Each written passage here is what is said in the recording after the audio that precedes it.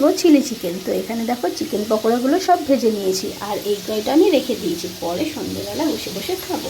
আর এখানে দেখো ক্যাপসিকাম আর হচ্ছে পেঁয়াজটা ভেজে নিচ্ছি, সাথে কিন্তু রসুন কুচি আর হচ্ছে আদা কুচিও দিয়েছি। আর এখানে দেখো আমি সোয়া সস, চিলি সস, তারপর টমেটো সস সব দিয়ে একটা পিউরি বানিয়ে নিয়েছি।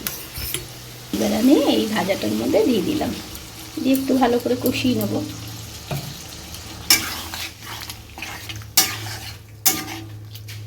আর দিয়ে দিলাম আমি এখানে একটু কাশ্মীরি লঙ্কা। ওই যে সসের বাটিটা আছে ওর মধ্যে একটু কর্নফ্লেক্স আমি গুলে নেবো জল দিয়ে। আমি কিন্তু এই যে কর্নফ্লেক্সটা ভালো করে গুলে নিলাম। আর এই দেখো আমি সসগুলো দিয়ে কষিয়ে নিচ্ছি। আমি অল্প করে নুন দিয়ে দিলাম, কারণ পকোড়াটাও নুন দিয়েছি আর সসে কিন্তু নুন থাকে, সেখানে অল্প করে আমি নুন দিয়ে দিলাম, লাগলে আমি আবার পরে দেবো। ভালো করে কষে গেছে, এবার আমি পকোড়াগুলো দিয়ে দিলাম।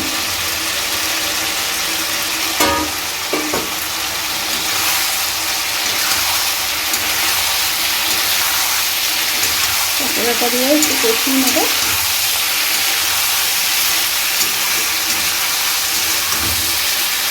আমি কিন্তু পকোড়াগুলো দিয়ে মশলাটার সাথে ভালো করে কষিয়ে নিলাম। কষিয়ে আমি এখানে কর্নফ্লেক্সের যে জলটা আছে এটা ভালো করে দিয়ে দিলাম।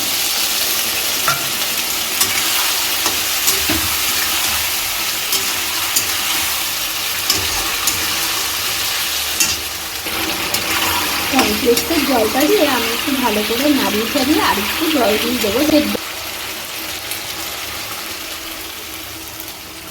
এবার আমি এটাকে ভালো করে ফুটতে দেবো।